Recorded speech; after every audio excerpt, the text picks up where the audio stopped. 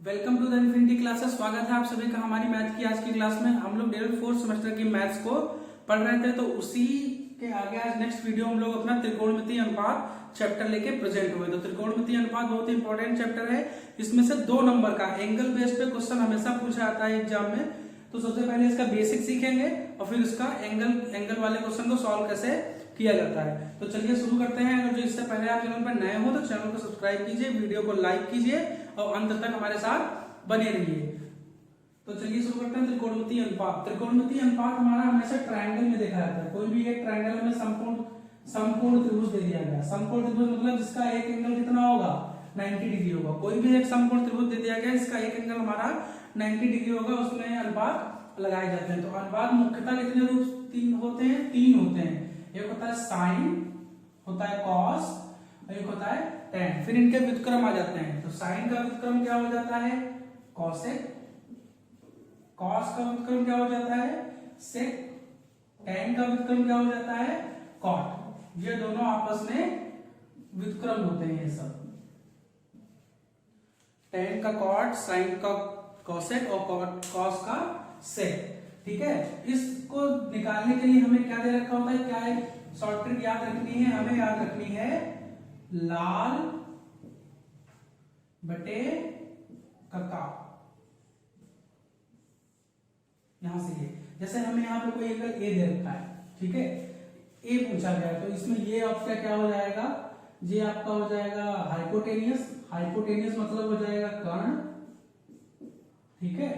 ये आपका हो जाएगा लंब, क्योंकि ठीक है ये लंब हो जाएगा मतलब परपेंडिकुलर, और ये आपका हो जाएगा आधार, इसे बेस कहते हैं, ठीक है। तो बेस को हमने यहाँ पे ए लिखा है, आधार को, लंब को एल लिखा है, ठीक है, और कर्ण को के से डिनोट किया है, ठीक है। तो यहाँ पे देखिए जो ए एंगल पे हमें निकालना है साइन ए की वैल्यू, ठीक है। तो साइन ए हमारा क्या हो जाएगा? लंब बटे कर्ण। तो लंब कितना है साइन ए का? लंब कितना है? पी अपान में हाइपोटेनियस, परपेंडिकुलर अपान में हाइपोटेनियस। इसे ही आप लंब बटे कर्ण लिख सकते हो। ऐसे ही कॉस ए निकालना होगा हमें इस एंगल के सामने। कॉस ए निकालना होगा तो क्या दे रखा है? आधार बटे कर्ण। मतलब आधार कितना है आपका? बेस अपान में हाइपोटेनियस। इसे आप लिख सकते हो आधार बटे कर्ण। ऐसे ही आपका tan निकालना है। tan हमारा क्या होता है? लंब बटे आधार। तो लंब हमारा कितना है? परपेंडिकुलर अपान में आधार कितना है? बेस। इसे लंब बटे आधार लिख सकते हैं, ठीक है। तो ये 3 त्रिकोणमितीय अनुपात ऐसे निकाले जाते हैं कि साइन का उल्टा कौन सा होता है? कॉसेक। कॉसेक ए हमारा निकालना होगा तो क्या हो जाएगा? साइन पी अपान एच है, तो कॉसेक हमारा क्या हो जाएगा? एच अपान पी। अगर जो कॉस बी अपान एच है तो सेक कितना हो जाएगा हमारा? एच अपान बी हो जाएगा, ठीक है। अगर जो टेन टी अपान बी है तो कॉट हमारा कितना हो जाएगा? बी अपान पी। मतलब इसका उल्टा रेशियो हो जाएगा। तो यहां से जनरली क्वेश्चन पूछा जाता है कि आपको दे रखा होगा कि कॉस ए बराबर इतना, ठीक है, तो sine A, tan A, cot A, cos A, cosec A, इस तरीके से कुछ भी पूछा जा सकता है। तो आप ये इतना फार्मूला ये इतना नोट कर लीजिए। फिर उसके आगे अभी हम एक क्वेश्चन आपको लगाते हैं तो आपको बेटर वे से जल्दी से समझ में आ जाएगा। ये अलग अलग फार्मूले हैं निकालने के, ठीक है। साइन ए परपेंडिकुलर अपान में हाइपोटेनियस, लंब बटे कर्ण। इस तरीके से हम लोग इसको नोट कर लेंगे। तो आप इतना नोट कर लीजिए, फिर इसी के आगे आपको बताते हैं। तो देखिए ये क्वेश्चन दे रखा है कि cos a बराबर 4/5। तो साइन ए, tan ए, sec ए कोई भी आपको पूछ लेगा। एक दे रखा होगा, आपसे कोई भी हमें पूछ लेगा। सबसे पहले इसके लिए क्या करेंगे? इसके लिए हम सबसे पहले एक ट्रायंगल बनाएंगे, ठीक है। ट्रायंगल बनाया हमने। यहाँ पे कितना दे रखा? ए एंगल दे रखा, तो ये वाला कितना हो जाएगा हमारा? ए हो जाएगा। इसको हमने बी मान लिया, इसको हमने सी मान लिया। तो इस एंगल ए के सामने ये क्या हो जाएगा? लंब, ठीक है। इसके साथ वाला आधार, ठीक है, और ये इधर 90 डिग्री के सामने वाला ये हो जाएगा कर्ण, ठीक है। लंब, आधार और कर्ण। हमने अभी आपको लाल बटे कक्का सिखाया था। तो यहाँ पे कॉस ए बराबर क्या होता है? कॉस हमारा होता है 4/5 दे रखा है। ये हमारा होता है लंब आधार बटे कर्ण। क्या होता है? आधार बटे कर्ण होता है। मतलब आधार कितना है हमारा 4 है और कर्ण हमारा कितना है 5 है। तो आधार हमने यहाँ पे 4 ले लिया, कर्ण हमारा यहाँ पे 5 हो गया। ठीक है, तो यहाँ पे लंब निकालना है। तो लंब यहाँ पे हम पाइथागोरस थ्योरम लगाएंगे। तो पाइथागोरस थ्योरम क्या होता है? कर्ण का स्क्वायर बराबर आधार का स्क्वायर प्लस लंब का स्क्वायर। ठीक है, कर्ण का स्क्वायर बराबर आधार का स्क्वायर प्लस लंब का स्क्वायर। यहाँ पे कर्ण का स्क्वायर 5 होगा, तो 5 का स्क्वायर बराबर आधार हमारा कितना दे रखा है 4 का स्क्वायर। ठीक है, लंब हमें निकालना है। तो यहां से लंब हम निकालेंगे, तो ये प्लस का 4 स्क्वायर इधर आएगा, माइनस का 4 स्क्वायर हो जाएगा। तो 5 स्क्वायर माइनस का 4 square, A square minus B square का फार्मूला लगा देंगे। तो क्या हो जाएगा a plus B a minus B. तो यहां से सॉल्व करेंगे तो 9 गुणे 1 बराबर कितना आ जाएगा 9। तो l की वैल्यू हमारी इसका स्क्वायर रूट ले लेंगे। l क्या हो जाएगा स्क्वायर रूट 9 बराबर कितना आ जाएगा हमारा 3। ठीक है, तो ये हमारा लंब कितना आ जाएगा हमारा 3। अब देखो हमें इसकी तीनों साइड्स पता चल गई। अब इसकी तीनों साइड्स पता चल गई तो कुछ भी पूछेगा आप बता सकते हो। तो साइन बराबर क्या होता है आप यहाँ पे लिख लीजिएगा लाल बटे कका। ठीक है, sine cos tan cot sec cosec. ठीक है, साइन बराबर क्या होता है लंब बटा कर्ण। तो लंब कितना है 3 और कर्ण कितना है हमारा 5। तो यहाँ पे साइन है बराबर कितना हो जाएगा 3/5। यहाँ हमारा ये आंसर आएगा। टैन है बराबर क्या होगा लंब बटे आधार। तो लंब कितना है 3, आधार कितना है 4। तो हमारा ये आंसर हो जाएगा। सेक के बराबर क्या होता है? सेक के बराबर होता है कर्ण बटे आधार। तो कर्ण कितना है 5, आधार कितना है 4। तो यहाँ से हमारा ये 5/4 हो जाएगा। ठीक है, इस तरीके से कुछ भी हमसे पूछेगा तो हम आराम से निकाल सकते हैं। तो आप ये क्वेश्चन नोट कर लीजिए। इसके आगे अभी जो एंगल बेस पे क्वेश्चन आते हैं वो हम आपको बताएंगे। आप इतना पहले नोट कर लीजिए। तो चलिए देखते हैं हम सारणी में कैसे निकालते हैं। सारणी लोग बताते हैं याद करना बहुत कठिन होता है, बहुत सरल होता है। सिर्फ आपको एक टेबल के मान पता होना चाहिए, बाकी सारे के मान आप आपस में ऐसे ही निकाल सकते हो। ठीक है, तो हम इसको आपको निकालना बताएंगे आपको, लेकिन इस टेबल को ध्यान रखना है, याद कर लेना है या फिर निकालने का तरीका, क्योंकि एग्जाम में टाइम बहुत कम होता है, आप निकाल नहीं पाओगे वहां पे। तो आपको याद कर लेना है। निकालने का तरीका इसलिए बता रहे हैं क्योंकि आपको इजी वे से समझ में आ जाए कि हमने किया क्या है, किस तरीके से सारणी के मान होते हैं। तो सबसे पहले 1 2 3 4। अब इन संख्याओं को 4 से हम डिवाइड कर देंगे। जितना भी लिखा है इनको 4 से डिवाइड कर देंगे। इन सबको 4 से डिवाइड कर देंगे, सॉल्व कर लेंगे। 0 को 4 से डिवाइड करेंगे हमारा 0 आएगा। 1/4 को 4 से डिवाइड करेंगे हमारा 4 आएगा। 2/4 को डिवाइड करेंगे तो हमारा कितना आएगा 1/2 आएगा। 3/4 को डिवाइड नहीं कर सकते, इतना ही आएगा। 4/4 को डिवाइड करेंगे हमारा कितना आएगा 1 आएगा। अब इसके बाद हम क्या करेंगे, इस पे जो हमारा वैल्यू निकल के आई है इस पे स्क्वायर रूट चढ़ा देंगे। इस पे हमने स्क्वायर रूट चढ़ा दिया। जितनी वैल्यू निकल के आई है इस पे हमने स्क्वायर रूट चढ़ा दिया। अब जितना स्क्वायर रूट से बाहर निकले उसे निकाल लो, बाकी जो बचे वही उसका मान हो जाएगा। तो √0 बराबर कितना होता है 0। √1/4 तो 1 यहाँ से बाहर निकल आएगा, 4 का 2 बाहर निकल आएगा। तो √1/4 का क्या हो जाएगा 1/2। अब 1/2 में क्या होगा 1 तो बाहर निकल आएगा, लेकिन ये √2 इसी में रह जाएगा। तो 45 डिग्री का मान कितना हो जाएगा 1/√2। अब √3/4 में क्या होगा √3 अंदर रह जाएगा और 4 का 2 बाहर निकल आएगा। इतना समझ में आया। अब √1 से 1 का वर्गमूल हमेशा 1 ही होता है, मैंने आपको बताया था। तो अब आप देखिए क्या निकल के आया, 0 की वैल्यू हमें 0 मिली। ठीक है, 30 डिग्री की वैल्यू हमें 1/2 मिली और 45 डिग्री की वैल्यू हमें 1/√2 मिली। 60 डिग्री की वैल्यू हमें √3/2 मिली और 90 डिग्री की वैल्यू हमें कितनी मिली 4 मिली। तो हमको नॉर्मली बस यही याद रखना है कि किसकी वैल्यू कितनी है, बस आंसर में पुट कर देंगे, हमारे आंसर आ जाएंगे। तो साइन 0 साइन 30 1/2, साइन 45 1/√2, साइन 60 √3/2 और साइन 90 1। और हमने आपको बताया था इनकी कॉस की और साइन की आपस में बहुत तगड़ी दुश्मनी चलती है। जो इसका 0 होगा वो इसका 90 हो जाएगा। तो उधर से टेबल को हम उल्टा करके लिख देंगे। तो जो साइन 90 का मान होगा वो cos 0 का मान हो जाएगा।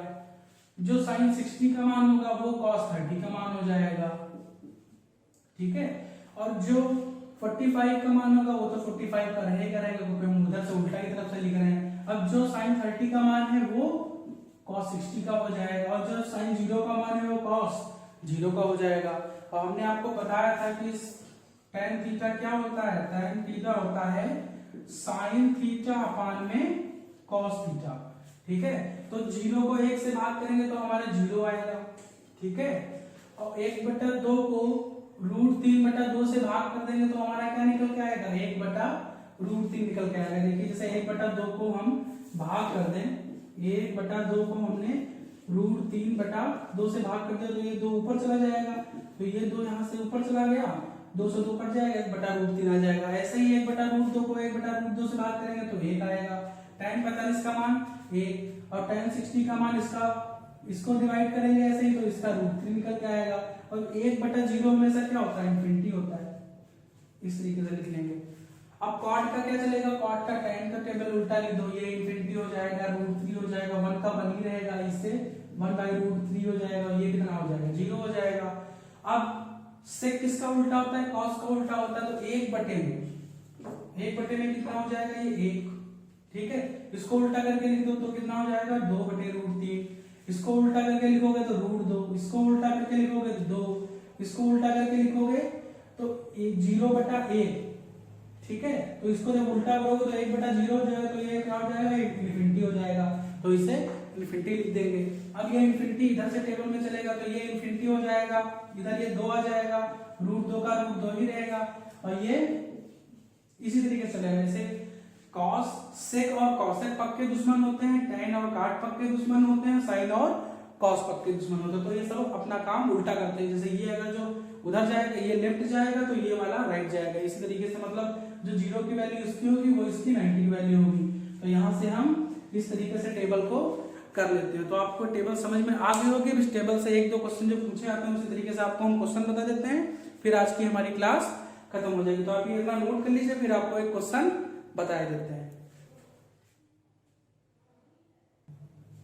तो देखिए इस 4 तरीके से क्वेश्चन मैक्सिमम पूछा जा सकते हैं आप लोगों से एग्जाम में। ये तरीका पूछा गया है, ये तरीका पूछा गया है और ये भी तरीका पूछा गया है। तो 4 तरीके से क्वेश्चन आपसे पूछा जा सकते हैं एग्जाम में। तो आप देख लीजिए इसको किस तरीके से सॉल्व करेंगे। तो पहला क्वेश्चन देख लीजिए, हमारा क्या लिखा है, sin थीटा इक्वल टू 1/2। तो थीटा बराबर क्या होगा, तो हमें पता है कि sin थीटा, ठीक है, 1/2 किसकी वैल्यू होती है, sin 30 डिग्री की। किसकी वैल्यू होती है, 30 डिग्री की। तो यहाँ पे लिख लेंगे comparison of both side, on comparing of both side. यहाँ से थीटा इक्वल टू कितना निकल के आ जाएगा हमारा 30 डिग्री, यही हमारा क्या हो जाएगा आंसर। ठीक है, तो इस तरीके से थीटा बराबर 30 डिग्री, बहुत सरल है, 2 नंबर का मिलेगा, आराम से आप इजीली कर सकते हैं। यहाँ से देखिए sin थीटा बराबर 1/2 दे रखा है, तो ठीक है, तो cos थीटा बराबर 1/2, cos थीटा बराबर क्या होगा, तो हमने यहीं में निकाला है sin थीटा बराबर 1/2, तो थीटा बराबर हमारा कितना होता है, यहाँ से थीटा की वैल्यू निकालेंगे। ठीक है, थीटा की वैल्यू बराबर कितनी हो जाएगी 30 डिग्री। अब यहाँ पे cos थीटा में थीटा की वैल्यू पुट कर देंगे तो cos 30 डिग्री, तो यहाँ से कितना निकल के आ जाएगा √3/2, यही हमारा क्या हो जाएगा आंसर हो जाएगा, यही हमारा आंसर हो जाएगा। तो ये दो तरीके क्वेश्चन आपको समझ में आ गए होंगे।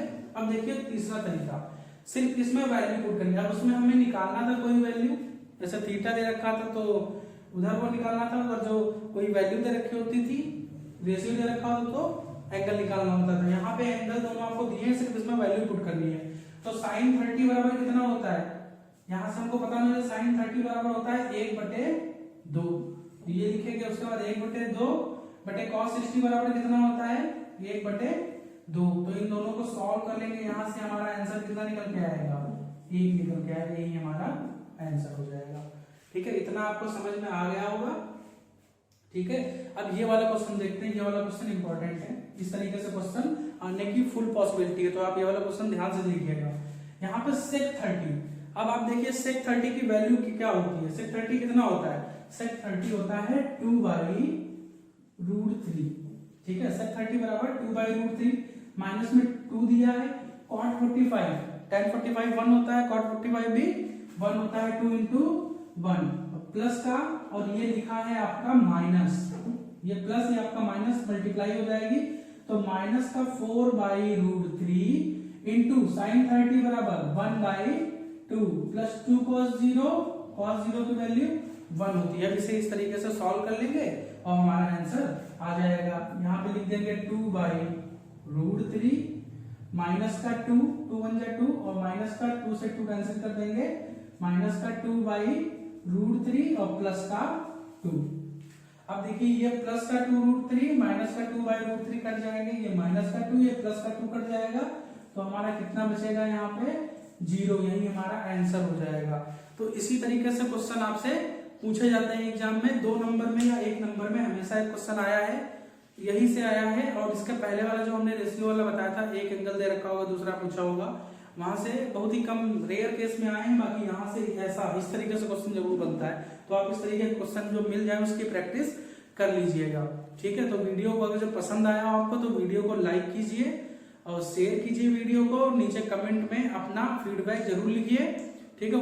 कोई भी क्वेश्चन हो, कोई भी डाउट हो तो आप कमेंट में आराम से पूछ सकते हैं, ठीक है। आपको सोल्यूशन नेक्स्ट क्लास में दिया जाएगा उसका, ठीक है। तो चैनल को सब्सक्राइब कीजिए, बने रहिए हमारे चैनल पे, तब तक के लिए गुड बाय।